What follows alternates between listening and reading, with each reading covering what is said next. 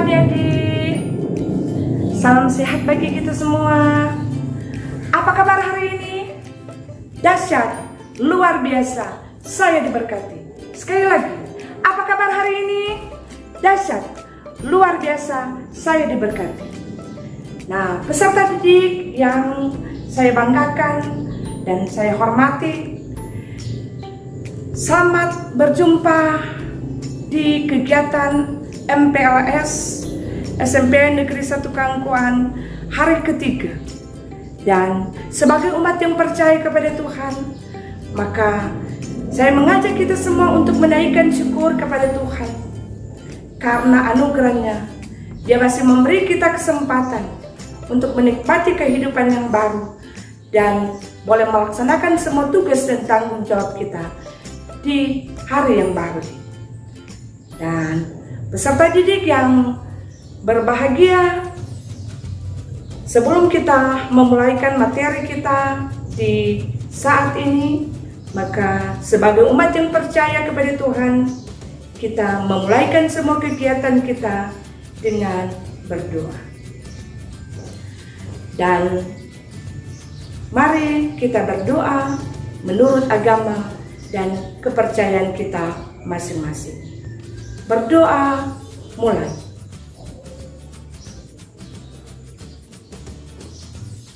Berdoa selesai. Peserta didik yang saya banggakan, dengan adanya perkembangan ilmu pengetahuan dan teknologi saat ini, tantangan baru diperhadapkan bagi dunia, di dalamnya peserta didik. Karena itu, materi tentang pembinaan mental agama di sekolah sangatlah penting untuk diajarkan kepada peserta didik yang baru.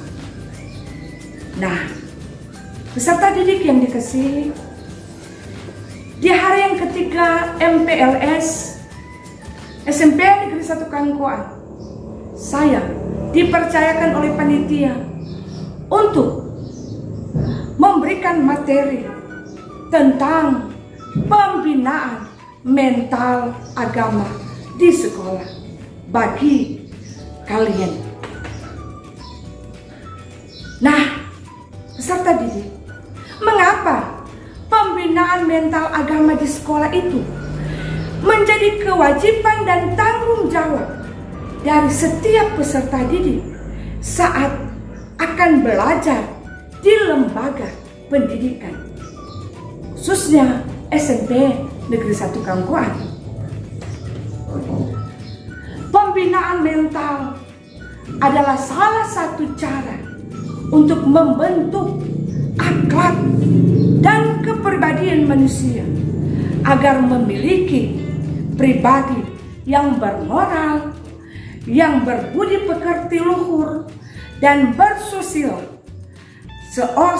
sehingga seseorang dapat terhindar dari sifat yang tercela sebagai langkah penanggulangan terhadap timbulnya kenakalan remaja.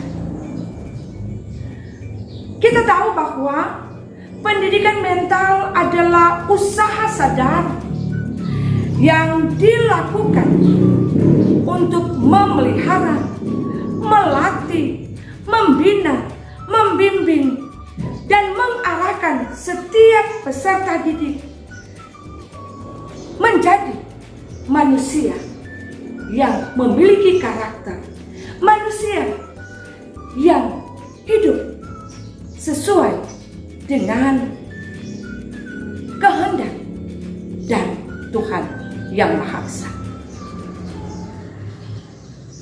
Dalam arti bahwa pembinaan mental diharapkan mampu menyesuaikan dengan perubahan-perubahan dalam tingkah laku dan perbuatan serta sikap yang baik.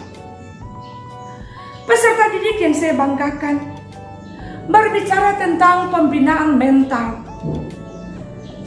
khususnya pembinaan mental agama di sekolah, maka itu haruslah berjalan bersama. Karena pendidikan agama adalah unsur terpenting dan pendidikan moral dan pembinaan mental. Sekali lagi, pendidikan agama adalah unsur terpenting dalam pembinaan mental dan pendidikan moral. Nah, pendidikan moral yang paling baik sebenarnya terdapat dalam agama. Karena apa, adik-adik? Nilai-nilai moral dapat ditanamkan dan dipatuhi dengan kesadaran sendiri dan penghayatan yang tinggi tanpa ada unsur paksaan, dan itu datangnya dari keyakinan agama masing-masing. Dan karena itu, keyakinan itu harus dipupuk dan ditanamkan sejak kecil, sehingga menjadi bagian yang tidak terpisahkan dari kepribadian anak sampai ia dewasa. Ilmu pendidikan agama begitu penting untuk diberikan kepada anak sejak usia dini dan sampai dia menginjak dewasa. Ini dikandung maksud supaya pendidikan agama dapat dipahami merupakan sebuah fondasi atau dasar untuk menjadikan seseorang tetap kuat, tetap teguh, dan tidak tergoyahkan oleh tawaran-tawaran dunia karena dampak dari perkembangan ilmu pengetahuan dan teknologi.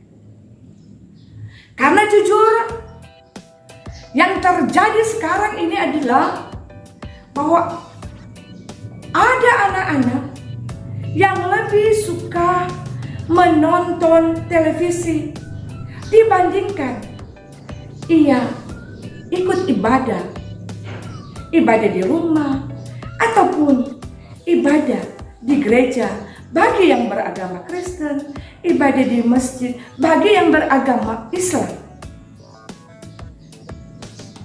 Dan yang pasti, dengan pengaruh ini, anak-anak sekarang dalam kenyataan yang ada, mereka lebih suka jalan ke mal-mal ketimbang mereka berjalan bersama menuju ke tempat ibadah. Mereka lebih suka main game atau PS ketimbang mereka baca kitab suci, baca Alkitab, baca Al-Quran, ataupun mengerjakan pekerjaan rumah, mengerjakan tugas yang diberikan oleh guru-guru. Nah, inilah kenyataan yang terjadi. Sehingga dampak dari semua itu banyak anak muda, banyak remaja yang suka memberontak kepada orang tua. Jadi malas, suka berdusta, suka mencuri, dan akhirnya mereka semua tidak memiliki masa depan. Kenyataan yang sering kita lihat di TV, bahkan di lingkungan di mana kita tinggal, bahwa banyak anak muda yang ditangkap polisi karena tawuran, karena balapan motor, suka berpajak, bahkan penyalaan narkoba dan seks bebas. Ini terjadi salah satunya karena tentang agama dan kurangnya pembinaan mental keagamaan, atau mungkin kurangnya motivasi dalam mendalami keagamaan yang dianut. Nah, disinilah peran sekolah. Sekolah bertanggung jawab untuk membina mental peserta didik. Dalam hal ini, mental keagamaan. Sekolah adalah tempat dari setiap peserta didik dalam membentuk kepribadian anak.